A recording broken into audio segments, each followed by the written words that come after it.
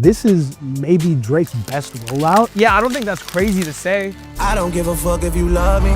For me as a longtime fan, one of my favorite things in the first episode was him going back and watching the old clips of himself, saying that he was gonna run Toronto, being so excited about what he was gonna do in the industry. And now he's back in the 9-to-5, under the system. We obviously know everything going on with the UMG lawsuit. So it kind of feels like Drake is trying to signal that there's people controlling what's going on with him a little bit. Yeah, 100%, not to mention all the right throughout episode 1, maybe symbolizing all the shots people, not only Kendrick Lamar, other rappers are shooting at him, but maybe industry heads, executives. I really love how detail-oriented this has been too. When you see the truck in episode 1 having 416 on there, top of that, that's also the issue of the ICEMAN, X-Men comic, which I think is the character that he's trying to portray in all of this. Getting into episode 2, obviously we start off with the ominous voicemail. You're not picking up?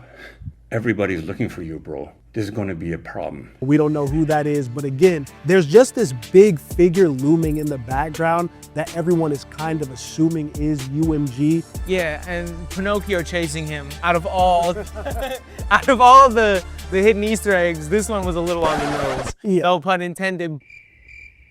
But I mean, we know exactly what's going on, right? He's definitely shining a light on all these lies that are being put on his name that he's just straight up refuting and saying aren't true. Going to the Pinocchio reference, Honest John tricked Pinocchio into fame and like false promises.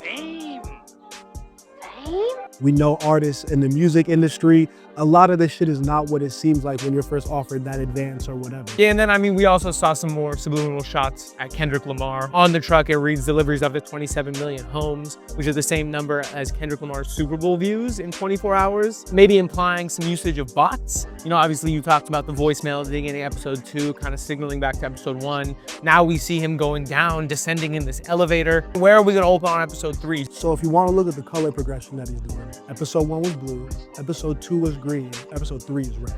That red button that he's been alluding to, talked about it in the beat. So you think 3 is the one that everybody needs to be tuned in for? It feels like it's gonna be the moment, honestly. Obviously you have the door symbolism. He's talking about open doors reveal truth and all of that stuff. Yeah, and I don't want it to be information that we can read in official court documents. Like, I hope he has something.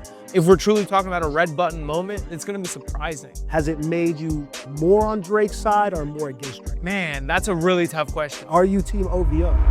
Are you an OVO soldier? Plant your flag right Man, now. I don't know if I can plant my flag on Team O. He flip-flopping, stay on that side, man. ICEMAN, album of the year. Big Drizzy on this side. We Sixers on this side, man. I think ICEMAN is gonna be one of the best albums of the year. It's gonna be the album that resurges Drake's career. And if you're not gonna shoot back at him, you gotta have the girls dancing.